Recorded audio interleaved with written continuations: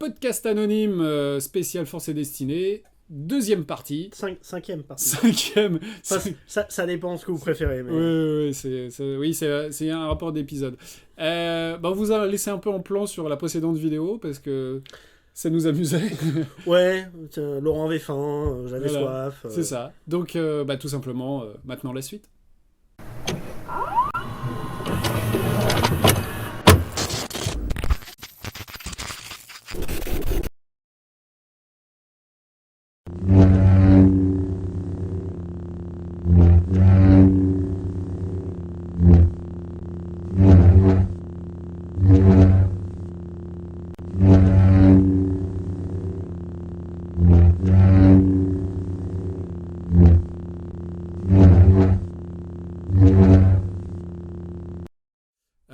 Star Wars est un univers en noir et blanc avec des petites touches de gris de temps en temps. Moi, ce que j'aime bien là-dedans, dans le jeu, c'est qu'en gros, ils disent ça sert à rien de jouer chaotique, mauvais. Hein, on joue des Jedi, on joue du côté lumineux. Donc, en fait, si vous voulez, le côté obscur de la Force, c'est pas forcément une règle, c'est pas des trucs en plus. En gros, vous avez une chose qui s'appelle la moralité, qui vous dit un peu comment vous voyez le bien et le mal. Et si pendant le jeu... vous dépensez des points de côté obscur, Franck va vous expliquer un petit peu comment après, ou si vous faites des actions qui sont mauvaises, trucs comme ça, vous allez accumuler une sorte de points de conflit, et à la fin d'une session, il y a un jet de dés à faire par rapport à vos points de conflit. Si ce jet, on va dire, est raté, votre moralité descend, et arrivé à un certain seuil, vous commencez à entrer dans le côté obscur. Et là, c'est au choix du MJ, hein, c'est toujours pareil, dès que ça entre un peu dans le côté obscur, vous devenez un PNJ, ou alors, écoutez, il y a une aventure, une campagne dédiée à votre personnage pour essayer de revenir vers le côté lumineux. La rédemption. Voilà, ça va pas plus loin, etc. Ça n'essaye pas d'aller plus loin, hein, on va vers le côté lumineux. Et donc les points de force, les points obscurs... Oui, donc les points de force, qui sont... on avait dû en parler, à mon avis, dans la vidéo précédente, mais... Petit rappel quand même rapide pour ceux qui ont eu la flemme d'aller re-regarder la vidéo. Bravo. Les vues, les gars, les vues. Hein. Les dés de force, c'est des dés 12 qui sont blancs et qui ont sur des faces un point obscur, deux points obscurs, un point blanc, deux points blancs.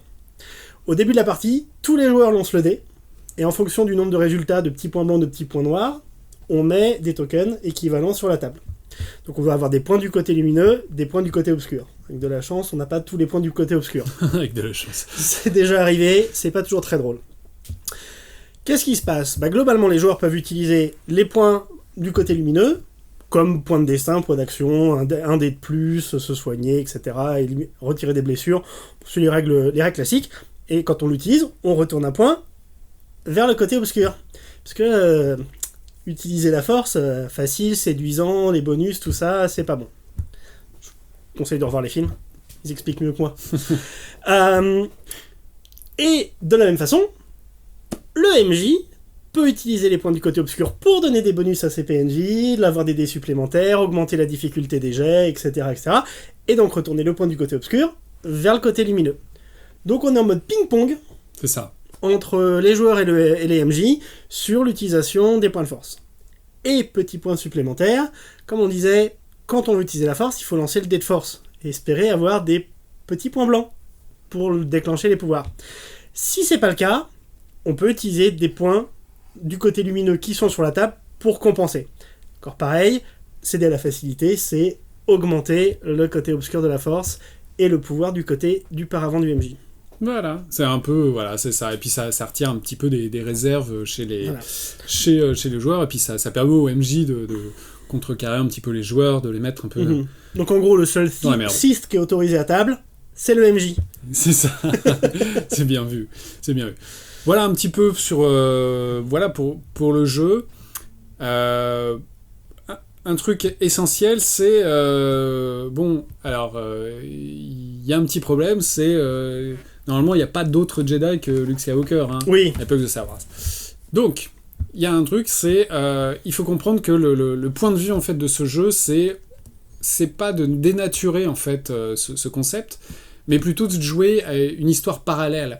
C'est vrai que Star Wars, tout est focalisé en fait sur Luke et ses compagnons, parce qu'ils viennent à bout de l'Empire, mais d'autres ont lutté, il y a eu d'autres cellules, il y a peut-être d'autres Jedi aussi, c'est que du « et si ». Et je trouve qu'en mode histoire parallèle, je vous conseille de voir l'excellente série d'animation de Star Wars qui s'appelle Rebels. Dedans, il y a un Jedi et son Padawan, voilà, il y a un Inquisiteur, et ça fonctionne vachement bien sans dénaturer en fait ce qui a été fait. Donc c'est vraiment comme ça, de cette manière qu'il faut jouer. Après, c'est vrai que le problème, c'est le point de départ. Autant dans le premier jeu, jouer les contrebandiers face à Jabba the Hutt ou des trucs comme ça, c'était facile. C'est simple. Pour Age of Rebellion, vous jouez en fait des rebelles face à l'Empire. Voilà, le scénario militaire, ça Voilà. manque pas, hein, c'est Voilà. facile. Là, en fait, pour Force et Destinée, bon, c'est toujours la même chose, c'est le point de départ. Je suis Jedi, je fais quoi? Je fais quoi Je fais quoi? Je viens d'où Alors, pour ce qui est des propositions en fait, de point de départ, de campagne, ça va être souvent être à la recherche, tous à la recherche d'un holocron, peut-être de fuir, ce genre de choses.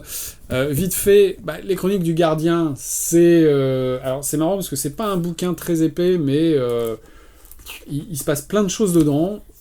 On l'a pas fait jouer, on l'a pas lu, alors ça va sembler un peu bizarre comme critique, mais il y a quand même un immense résumé au départ. Ça a l'air pas mal du tout, franchement. Ce qui est bien, c'est que ça dépeint un petit peu, comment je pourrais dire, ça dépeint un peu l'univers Star Wars. Comme on disait, c'est à la fois, c'est un univers en blanc et en noir, mais en fait, ça dépeint quelques aspects gris en fait des Jedi. Donc il y a quand même des choses issues du passé qu'il va falloir en fait réparer. Et c'est vrai qu'il y a un petit moment dans cette immense quête qui est pas manichéen, et pour une fois ça fait du bien. On peut pas se prononcer trop dessus, mais honnêtement, moi ce que j'ai lu du résumé, ça m'a plu. Donc je pense que ça peut être un bon investissement là-dedans. Et vous l'aurez remarqué, la vidéo est un peu longue, donc on va continuer. Et on vous propose en fait vite fait une petite recette à nous, c'est une sorte de point de départ pour pouvoir jouer aisément. MJ, demandez à vos joueurs de boucher leurs oreilles maintenant. Carrément. Donc on attend, voilà. Si vous êtes joueur Star Wars, on vous dit au revoir et à bientôt. On a vos noms. On a vos noms, et si vous voulez être MJ, voilà, on va vous proposer une petite campagne vite fait, en accéléré. Imaginez en fait les épisodes 1, 2, 3, du moins la fin du 3.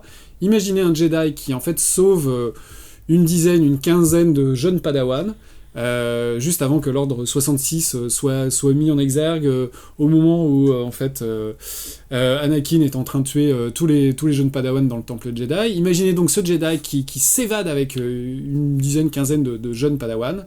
Son vaisseau est un peu endommagé dès qu'il part de Coruscant, il entre en hyperespace, et forcément, dès qu'il en sort, il s'écrase en fait sur une planète... Attends. Désertique. Une planète désertique, parce que tous les Star Wars commencent par une planète désertique. Donc il s'écrase, le Jedi meurt, et tous les Padawans sont laissés pour compte. Et là, commencez comme ce fameux roman... Sa Majesté des Mouches. Sa Majesté des Mouches. Lisez-le, et puis vous comprendrez que c'est un bon point de départ.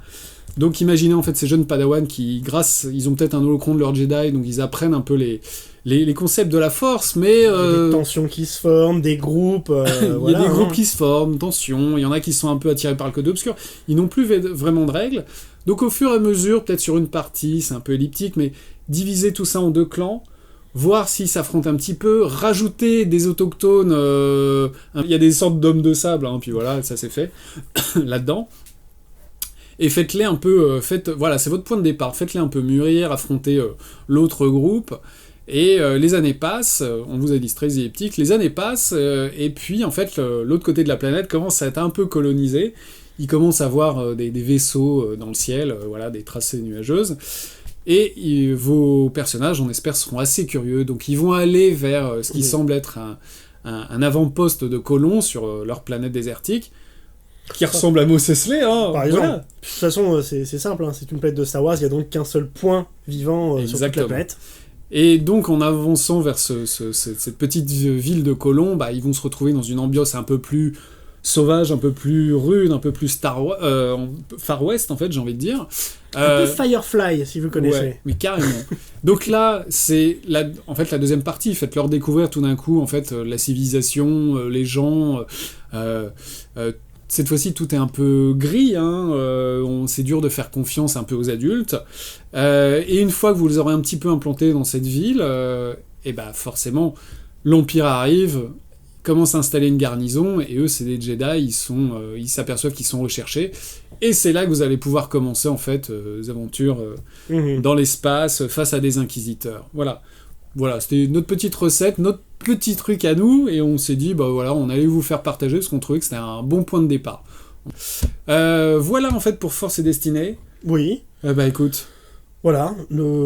C'est un retour en fanfare. C'est un retour en fanfare.